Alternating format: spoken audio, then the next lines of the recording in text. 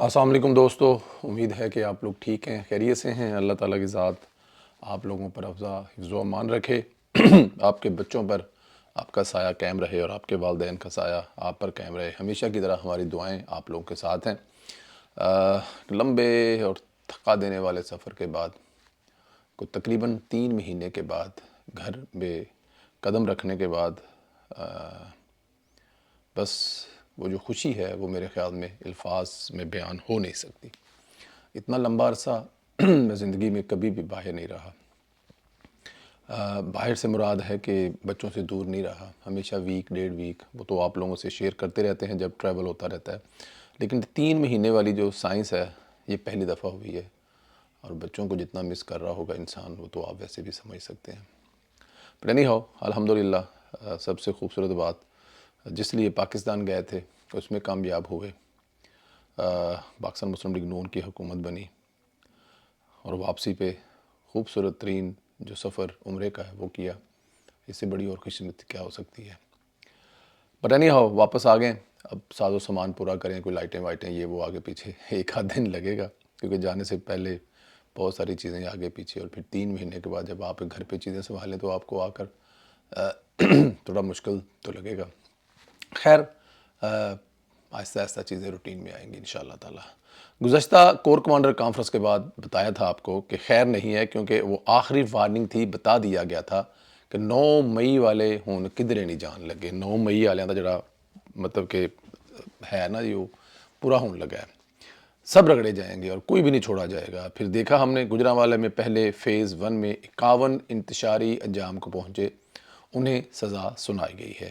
اگلی خبر یہ ہے کہ باقی کی بھی باری آنے والی ہے۔ اسلام آباد کی سیشن جج عدالت نے وزیر اعلیٰ خیبر پختونخوا علی امین گھنڈا پور شاہ محمود قریشی کے ناقابل ضمانت وارنٹ گرفتاری جاری کر دیے ہیں۔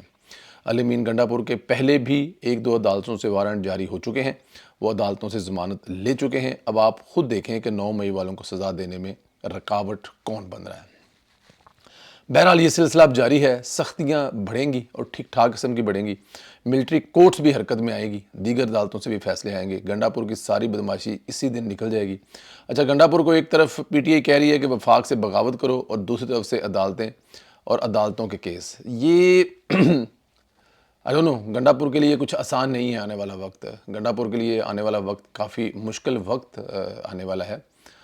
جو لگ رہا تھا کہ شاید گنڈا پور وزیر اعلیٰ بننے کے بعد ہر طرف سے بلے بلے ہوگی، ہر طرف سے وہ مطلب خوش و خرم رہے گا، ایسا کچھ نہیں ہونے والا۔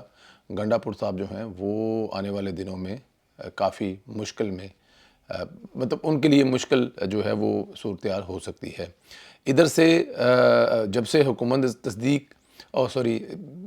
نے جب سے تصدق جیلانی کو انکوائری کمیشن کا سربراہ بنایا ہے، تحریک انصاف کے کیمپ سے دھوئیں اٹھ رہے ہیں۔ ماضی میں عمران خان اس تصدق جیلانی کو نگران وزیر اعظم کا امیدوار بھی نامزد کر چکی ہے، اور عمران خان صاحب کہا کرتے ہیں کہ میں ان کے متعلق عمران خان ماضی میں کہا تھا کہ تصدق جیلانی جیسے لوگوں پر آنکھیں بند کر کے اعتماد کرتا ہوں، ایسے لوگ مزید عدلیہ میں ہونے چاہیے۔ آپ پتہ نہیں اس وقت خان صاحب کے حق میں کون سا فیصلہ آیا تھا جب خان صاحب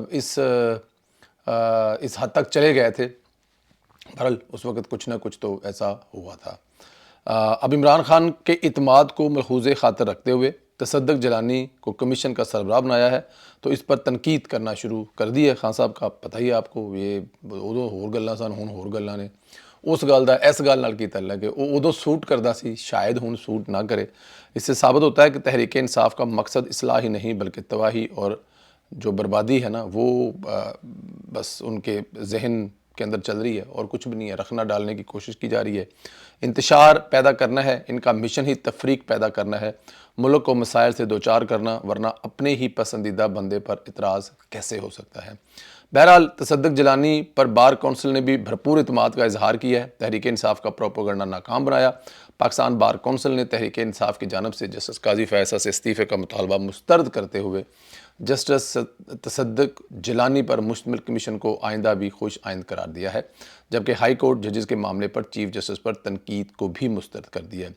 اچھا، اب پاکستان تحریک انتشار ہے نا، اس کو آپ کسی بھی جگہ پہ ان کو کچھ بھی نہیں مطلب ان کا پتہ کس طرف سے کب یہ فائر کر دیں. اب تصدق جیلانی صاحب جن کے پر ماضی میں آپ نے وزیر اعظم کا نامزد کیا امیدوار ہے، تو وہ بندہ ہے نا. جب آپ اپنے ماضی میں اس کو نامزد کیا تھا تو اس کی ایک ہسٹری ہوگی، وہ تو اب بھی ہے. اس کے بعد اس نے کیا کیا ہے تو دیکھا جائے تو خوش ہونا چاہیے. اور سب سے بڑی بات جو ہے جو پاکستان بار کونسل ہے، انہوں نے یہ جو تحریک انتشار کا بیانیہ تھا نا جی کہ سوائے اس میں اور متنازع کرنے کی چیزیں کچھ بھی نہیں تھا، اس کو تو انہوں نے کہا جی تسی تے اپنے گھر بہ جاؤ آرام نال، تہاڈی لوڑ نہیں ہےگی، تسی مطلب بس مہربانی کرو. یہ مطلب کہ ایک دھچکا ہے پاکستان تحریک انصاف کے لیے کہ انہوں نے پاکستان بار کونسل نے ان کا اعلیٰ کار بننے سے انکار کیا ہے. ورنہ شاید ان کے ذہن میں یہ بات تھی کہ ہمارا اعلیٰ کار بنیں گے اور ہم انجوائے کریں گے. ادھر ہم کمیشن پر بات کریں تو اس میں ایک ہی باریک نکتہ ہے جو خط لکھنے والے ججز کو پھنساتا ہے. تصدق جیلانی کی سربراہی میں انکوائری کمیشن کو بھی یہ اختیار حاصل ہوگا کہ وہ انکوائری کے دوران ضروری سمجھے تو کسی اور معاملے کی بھی جانچ پڑتال کر سکتے ہیں. یعنی اگر شبہ ہوا کہ 6 ججز کا اپنا معاملہ مشکوک ہے یا پھر کسی سیاسی جماعت سے ان کا کوئی رابطہ ہے یا انفلوئنس، مطلب کچھ بھی ہو سکتا ہے کسی بھی طرح سے، تو خط لکھ کر اس پہلو کی بھی جانچ ہوگی کہ ان ججوں میں سے کوئی ایسا جج جو تھوڑی بہت ہمدردی رکھتا ہو، کوئی تھوڑا بہت رابطہ ہو یا تھوڑا بہت وہ ان کی سوچ سے متاثر ہوں. کچھ بھی کہہ سکتے ہیں نا کہ عمران خان کی سوچ سے، پاکستان تحریک انصاف کی سوچ سے متاثر کچھ بھی ہو سکتا ہے، تو اس پر بھی آگے جا کے وہ جانچ پڑتال کر سکتے ہیں. یعنی کمیشن کو اگر پتہ چلا کسی جج کا معاملہ کرپشن کا ہے اور اس کے خلاف کسی ہاؤسنگ سوسائٹی کا سکینڈل ہے تو وہ بھی پھنس جائے گا.